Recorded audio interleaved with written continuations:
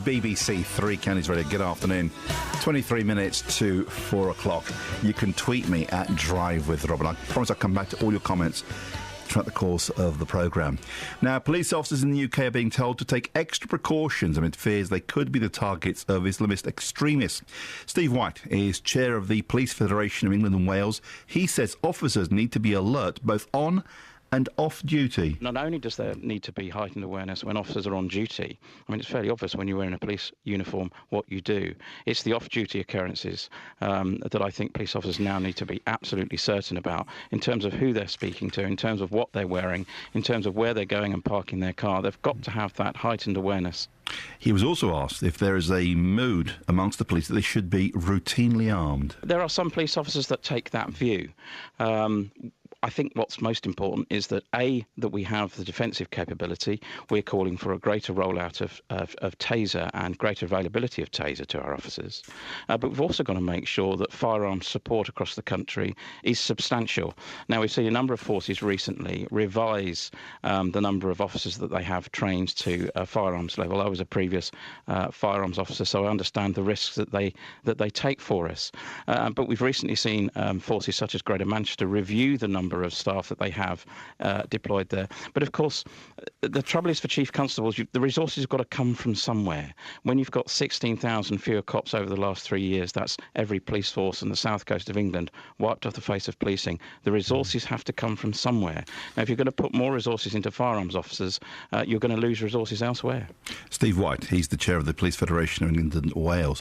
Would you feel safer if our police, well, you call it the British police, it's our police force, were routinely armed, be it with a gun or a taser? Now, Richard Taylor campaigns against the use of tasers. Richard, very good afternoon to you. Good afternoon, Rob. Welcome to the programme.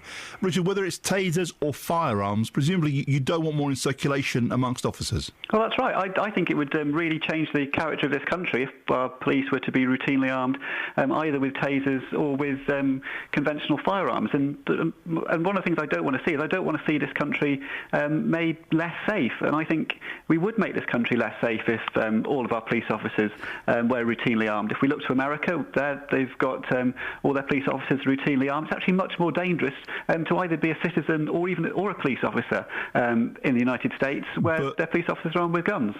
Do you know what? I agree with the principle of what you're saying, Richard, but the days of Dixon and Dock Green are long gone. The days of a police officer walking the beat with just, a truncheon for protection, they're over.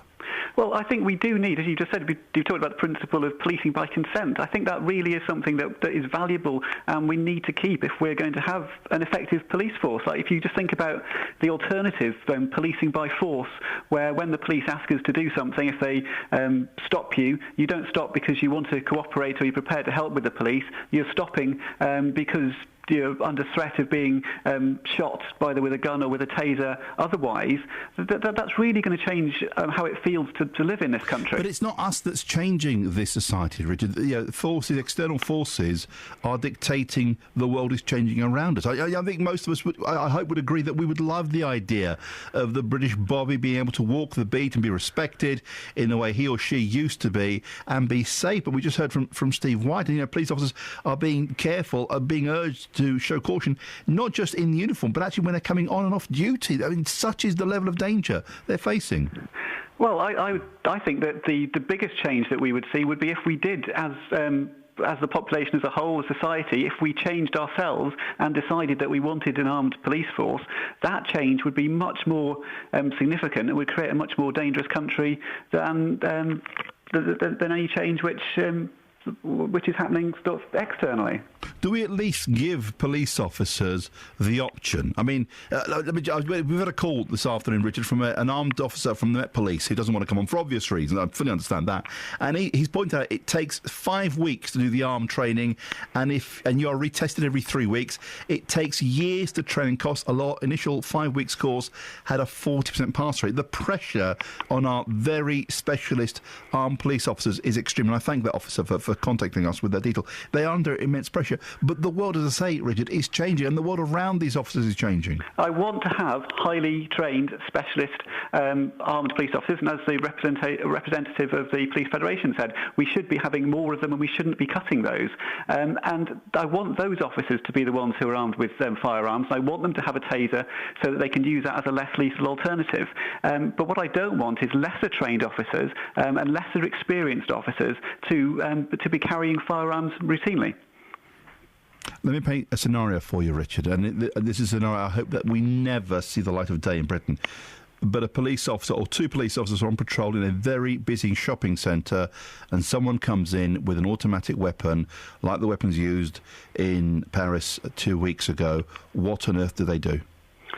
Well, what we must do is we've got to start trying to prevent that kind of thing from happening. And if we've got ourselves into a position where the answer to the question is arm more police officers, get more guns on the streets, even if they're held by the police officers, then we've got ourselves into a position we never should have done. So what But again, that is something we can't turn the clock back. I mean, if something like that happened at Heathrow Airport or at any major airport, then those very highly trained officers would take down whoever they will do the job. The question is, if a small group of men enter a shopping centre in Britain, heavily armed, our police officers armed with a bit of a truncheon which extends a few feet, what on earth are they supposed to do? Well, you could extend the argument. You should say, should the security guards in that shopping centre be armed? Should residents, should normal citizens be allowed to carry weapons? Should we be allowed to carry concealed weapons in our shopping centres? And this is a question, it's really important that this is a question for all of us in society, and it's not just something for the police officers who are arguing for more tasers and more guns. We've all got to decide what kind of society we want to live in. And my answer is that in response to the risk of something which is very unlikely to happen, I don't want to see our society changed dramatically by arming more police officers. Richard, thank you, sir. I wish you well. Richard Taylor, who campaigns against the use of tasers. I don't know the idea of police officers walking around the streets of Britain armed with weapons, firearms and tasers. It is a change in the style of policing that we have become so comfortable with. But it's not us that's changing the world. The world is changing and dragged us in. And I painted the doomsday scenario, which I hope we never see in Britain. But you know, it's something the government and security services are considering. What happens if someone walks into a busy shopping centre, walks onto a packed underground train with an automatic weapon, with an AK-47? What do we fight them with? Harsh words?